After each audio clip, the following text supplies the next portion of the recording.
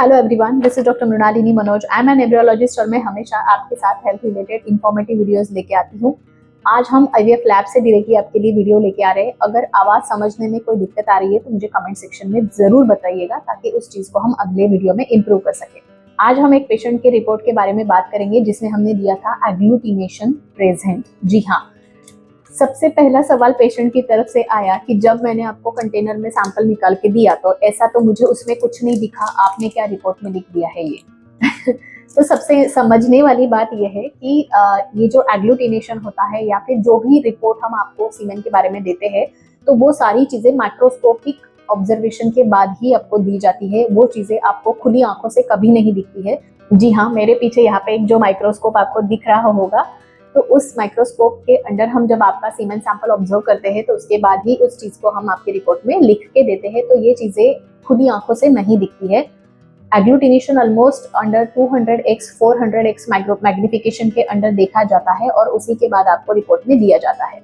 अब सबसे इंपॉर्टेंट बात जो समझनी है कि एग्लूटिनेशन का मतलब क्या है कि आपके सीमेन में जो स्पर्म होते हैं, जिंदा स्पर्म होते हैं, वो अगर एक दूसरे के साथ चिपक जाते हैं, जैसे कि अगर हेड टू हेड चिपक जाते हैं, टेल टू टेल चिपक जाते हैं या फिर एक का हेड एक का टेल, इस तरीके से मिक्स पैटर्न में भी अगर वो शुक्राणु एक दूसरे के साथ चिपक जाते हैं तो उसको कहा जाता है एग्लूटिनेशन। जी हाँ, एक मोस्टली एक लंबा स्ट्रीप जैसा बन जाता है। एक वीडियो में यहाँ पे आपके साथ शेयर कर रही हूँ, उसी पेशेंट का है। तो यहाँ पे आपको एक स्ट्रिप दिखाई देगी और सारे लाइव शुक्राणु एक दूसरे के साथ चिपके हुए हैं, ये भी आपको यहाँ पे समझ में आएगा।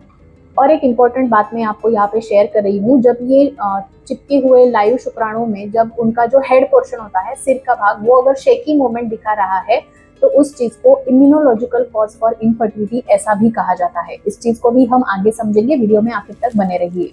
WHO के अनुसार अगर हम सीमेन एनालिसिस का पैटर्न देखें तो उसमें कुछ ग्रेडिंग इस चीज को लेके बताई गई है, जैसे कि एग्लूटिनेशन का 1 to 4 ग्रेड किया जाता है, जिसमें होता है isolate, moderate, large and gross.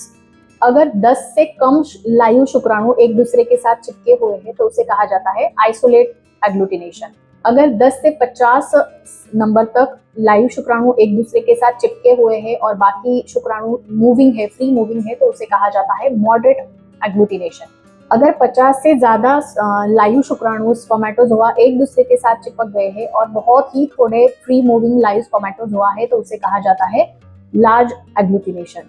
और जब सारे लाइव शुक्राणु बहुत बुरी तरीके से एक दूसरे के साथ चिपक गए हैं, नो फ्री मूविंग स्पर्मेटोजोआ, तो उसे कहा जाता है ग्रॉस एग्लूटिनेशन। अब आप कहेंगे ये ग्रेडिंग जान के हम क्या करेंगे? तो सबसे इंपॉर्टेंट समझने वाली बात यह है कि अगर आपके रिपोर्ट में एग्लूटिनेशन है तो आपको प्रेगनेंसी क्यों नहीं हो रही है, इसका जवाब शायद यहाँ पे है। जी हाँ, मैंने आपके साथ कई वीडियोस में ये शेयर किया हुआ है कि जब फीमेल का ओव्यूलेशन होता है तो अंडाशय से अंडा फूटने के बाद वो जो स्त्रीबीज होता है वो फैलोपियन ट्यूब्स में आके रुकता है। जब आप हस्बैंड के साथ आप रिलेशन रखती है तब शुक्राणुओं को उनका रास्ता तय करते हुए, जैसे कि सर्वाइकल कैनाल से उनको जाना होता है, उसके बाद पूरा यूट्राइन कैविटी उनको ट्रैवल करना होता है, उसके बाद जो दोनों तरफ पे फैलोपियन ट्यूब्स होती है उनमें उनको जाना होता है, और जिस साइड के फैलोपियन ट्यूब में इस महीने में स्त्रीबीज अवेलेबल है वहां पे जाके उन शुक्राणुओं को उस एग को फर्टिलाइज करना होता है। तब जाके फर्टिलाइजेशन कंप्लीट होता है और आपको प्रेगनेंसी का चांस बनता है। अब एग्लूटिनेशन में क्या हो जाता है, अगर ग्रेड 3-4 एग्लूटिनेशन अगर है तो जो जिंदा शुक्राणु है वही एक दूसरे के साथ चिपक जाते हैं। जब चिपक गए हैं तो आगे कैसे बढ़ेंगे? वो पूरा जो लाइव स्ट्रिंग बन जाता है वो शुक्राणु को पकड़ के रखता है, स्टक हो जाते हैं शुक्राणु वहां पे, तो वो आगे नहीं बढ़ पाते हैं। उस कारण की वजह से वो यूट्राइन कैविटी में नहीं पहुंच पाते, फैलोपियन ट्यूब तक नहीं पहुंच पाते, और एट द एंड जहाँ पे स्त्रीबीज है एम्पुला पार्ट में, वहां तक वो पहुंचते ही नहीं है। शुक्राणु अवेलेबल है, स्त्रीबीज अवेलेबल है, लेकिन वो एक दूसरे के पास ना पहुंचने की वजह से फर्टिलाइजेशन ही नहीं होता है, बच्चा ही तैयार नहीं होता है, तो प्रेगनेंसी का वहां पे कोई चांस नहीं बनता है। जी हाँ, इस वजह से अगर एग्लूटिनेशन है तो उसका रीजन आपकी इनफर्टिलिटी के पीछे जरूर हो सकता है। मोस्टली ग्रेड 3 और 4 यानी कि लार्ज एंड ग्रॉस एग्लूटिनेशन जो होता है उनमें फॉरवर्ड प्रोग्रेशन बिल्कुल नहीं होता है, जिस वजह से प्रेगनेंसी नहीं रुकती है। अब अगला सवाल आता है कि आखिर एग्लूटिनेशन क्यों होता है, इसके कॉजेस क्या है? सबसे कॉमन कॉज होता है जेनाइटल ट्रैक्ट इन्फेक्शन। जी हाँ, पुरुषों में जेनाइटल ट्रैक्ट इन्फेक्शन, जैसे कि प्रोस्टेट ग्लैंड हो गई, एपिडिडाइमिस हो गया, अगर कोई इनका इन्फेक्शन है तो उस वजह से भी एग्लूटिनेशन दिख सकता है। कई पुरुषों में ऑटो इम्यून डिसऑर्डर्स भी होती है, कई बार एंटीस्पर्म एंटीबॉडीज भी डेवलप हो चुकी है, इस वजह से भी एग्लूटिनेशन देखने को मिलता है। और कुछ रिसर्च ये भी कहते हैं अगर विटामिन सी की कमी अगर पुरुषों में है तो भी एग्लूटिनेशन देखने को मिलता है। अब सवाल आता है, क्या हम एग्लूटिनेशन को जानने के लिए क्या कोई और टेस्ट कर सकते हैं क्या? जी हाँ, जब सिग्निफिकेंट एग्लूटिनेशन होता है तब MAR मिक्स्ड एंटीग्लोबुलिन रिएक्शन ये टेस्ट करवा के आपकी बॉडी में कोई स्पेसिफिक एंटीबॉडीज है या नहीं इस चीज को डिटेक्ट किया जा सकता है।